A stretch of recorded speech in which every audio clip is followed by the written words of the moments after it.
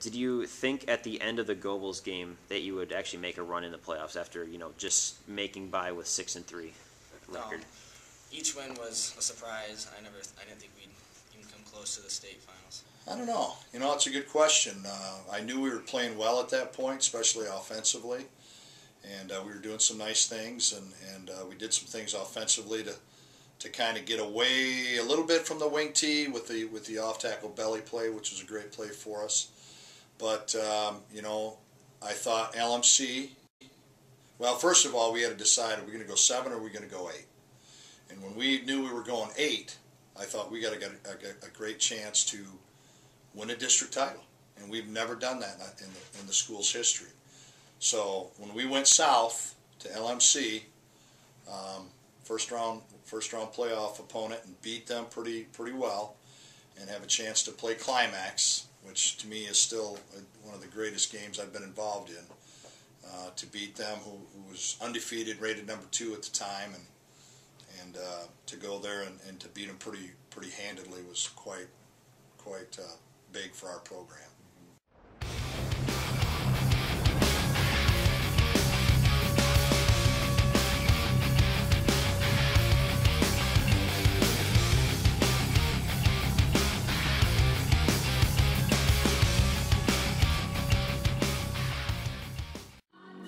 I got a million ways to get it.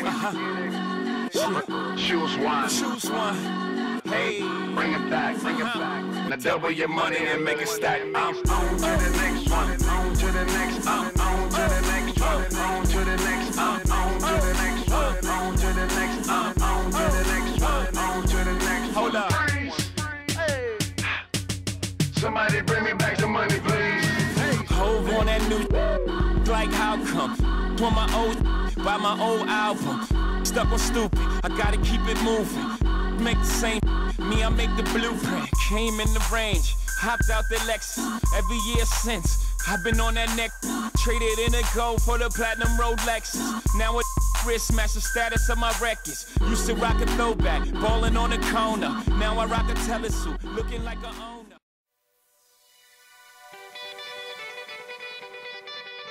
Lay. Sir. Yeah. Yeah. Kane is in the building. Yeah.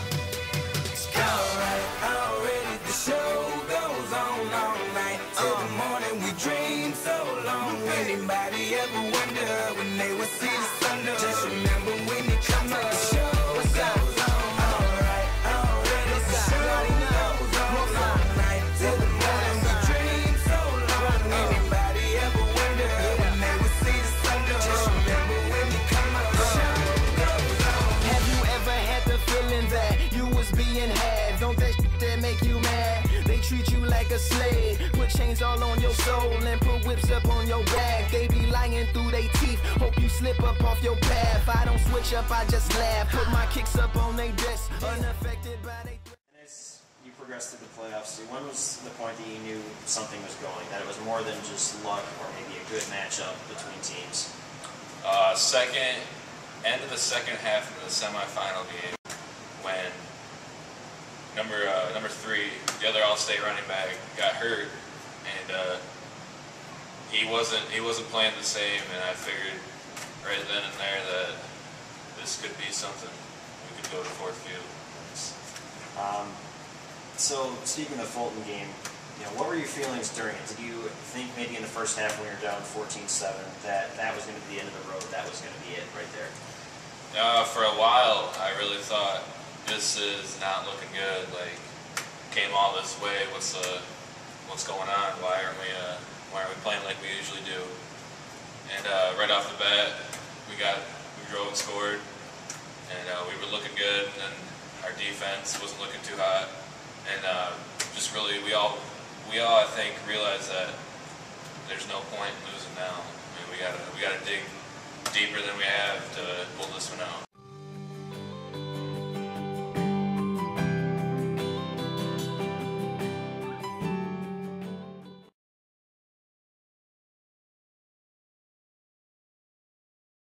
So what was your reaction at halftime of the Fulton game, being down 1 touchdown? I knew that we didn't play well, and so I wasn't I wouldn't say upset, but I knew that we could play better, and if we played better, we were definitely going to win because I just felt we were better conditioned athletes, we were better prepared, and in the end, when we got to overtime, that's exactly what happened. Their kids were dragging, walking off the field, and you guys ran over to us, so I looked at you guys in the huddle.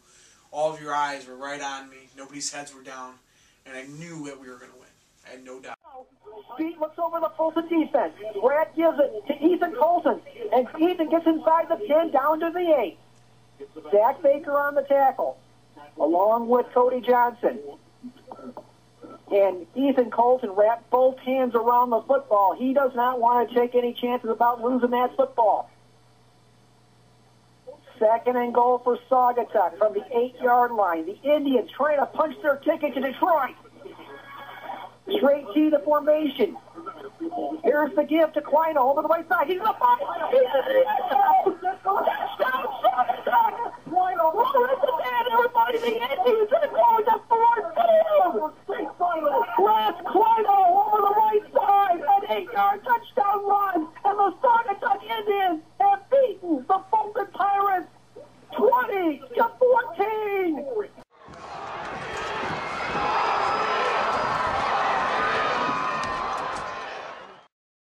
So what was it like afterwards then? Now you had pulled off the overtime win.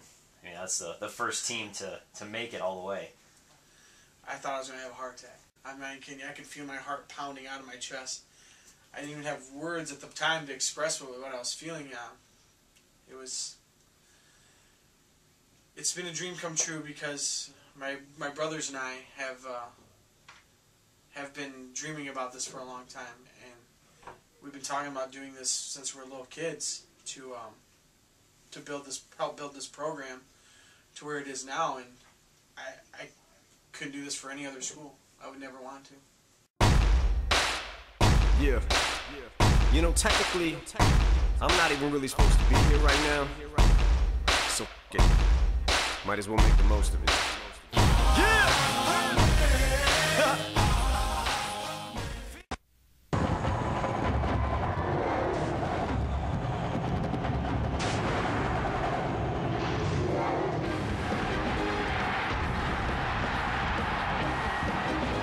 They come from a small town on the west side of the state, on the shores of Lake Michigan. And they come from the very center of the state, from the heartland. And they come here sharing one common goal, to win a state championship. It's chilly outside in Detroit, outside Ford Field, but inside it's nice and warm. We're getting ready for the Division 8 championship game between the Indians of Saugatuck and the Fighting Irish of Mount Pleasant Sacred Hearts.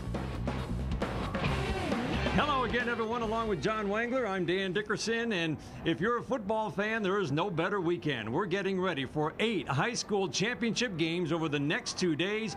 And John, we start with the smallest schools, but 2 schools that bring a lot of talent into this game. We start with Sacred Heart, a team that brings a very diversified offense into this matchup with Saugatuck, and a sophomore quarterback, Mitch Myler, leads the offense. What was it like playing at Ford Field to you? It was pretty crazy at first, but you know, after a while, after we got used to it, it was just another game. It didn't really matter where we were playing. We go out there and do our best. And across the sidelines, Bill Dunn is the head coach of Saugatuck, a team that needed a win in their final regular season game just to reach the playoffs, and they've had a remarkable run throughout the playoffs. The kickoff, and we are underway. The Fighting Irish, Sacred Heart from Mount Pleasant, receive, get across the 35-yard line. That's Matt Mills carrying it to the 37. Then afterwards, too, from a coaching standpoint, what is it like to know you're going to be coaching the state championship game after the overtime win at Fulton? Yeah, that was pretty exciting. You know, I've been coaching for 21 years, and you know, the farthest that I've gone here or at West Ottawa was second round. You know, we never won a district title there as well, so. You know, to get to the state championship which is the, you know, that's the ultimate in high school football. And obviously went in there with the idea to win, but just to get there from where this program had been 8 years ago, and you know, nobody knows that. First year, 0-9, giving up 50 points a game, barely scoring 100. Okay, so that's. You know, we're getting waxed. and to take the program from that to where it's at today, you know, that speaks volumes for the coaching, the kids, the community, the parents, and everybody that supported us and believed in us. So some blockers, but a fine defensive play. Ethan Colton, the star running. It was a lot harder to breathe. Just how hot it was. We were used to that playing outside for the whole playoffs, cold. That was probably a kind of a factor of how we played. It was sweet. I'll never forget that, walking out there. What was it like coaching in a high stakes game at Ford Field for the state championship? It was fast. It was fast. To be honest, I still haven't even watched the game yet on TV. I haven't watched it on film, our scouting film. But being there, I mean, having to be there at like 9 o'clock in the morning, game time at 10. They're rushing you around. You can't get in until 9 o'clock in the morning. And just as soon as the game hit, I mean, not only was Sacred Heart a fast team, but just watching everything going on, it was very fast, like a blur almost. But I still enjoyed it, just being part of the pageantry and playing where professional athletes play. I mean, heck, we walked down the same tunnel that Tom Brady walked down the day before to play the Lions in Thanksgiving. Mm-hmm. That's amazing to think about. This team, we talked about the players who are coming back. That's the life of a high school coach, and into the end zone now. Ethan Colton just pulls his way in. That line did a terrific job. They move those defenders back, and Ethan. Well, for a while, for the first 2 months after the game, I would think about it every day, and I would kick myself, and I hated it. I hated the feeling. But I never once wished we hadn't gotten it. It was such a great accomplishment. I'm proud to say that I played at Ford Field. It was amazing to play at Ford Field. When the Lions play, every time you see it on TV, now you can say, you know, I played there. Or, you know, when you're older and you have kids, see it on TV, tell your kids that you played there. So that's a really cool feeling. And the feeling of regret of losing the game has died down. I don't think about it as much. But the burning desire to go back and win the game is still just as strong as it was right after the loss. So no regrets, that's for sure.